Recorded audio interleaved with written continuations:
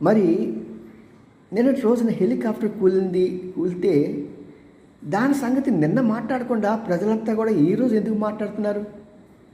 దానికి గల కారణం ఏంటి అని ఒక్కసారి కనుక మనం ఆలోచిస్తే, సాధారణంగా జెడ్ కేటగిరీలో ఉన్న చంద్రబాబుకి ఎప్పుడు కూడా 2 వాహనాలు సిద్ధంగా ఉండాలి, పర్ఫెక్ట్ కండిషన్లో.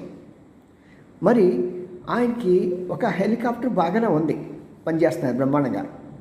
దానికి పక్కన ఆల్టర్నేటివ్గా ఉండాలి కదా ఇంకొక హెలికాప్టర్. అంటే వీరు సర్వీస్ కూడా కంప్లీట్ కానిటువంటి ఒక 15-16 సంవత్సరాల నుంచి ఫీల్డ్లో ఉన్నటువంటి హెలికాప్టర్ని తీసుకొచ్చి చంద్రబాబు పెట్టాలని ఒక దురాలోచన.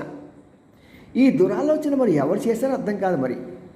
మరి అలాంటి దురాలోచన చేసిన వారిని కఠినంగా శిక్షించాలి ఈ ఆఫీసర్లు. మొత్తానికి ముఖ్యమంత్రి ప్రాంగణంలోనే ఆయన శత్రువులు ఉన్నారు, అది గ్రహించని బాబు గారు. మరి చూద్దాం ఏమవుతుందో ఏంటో.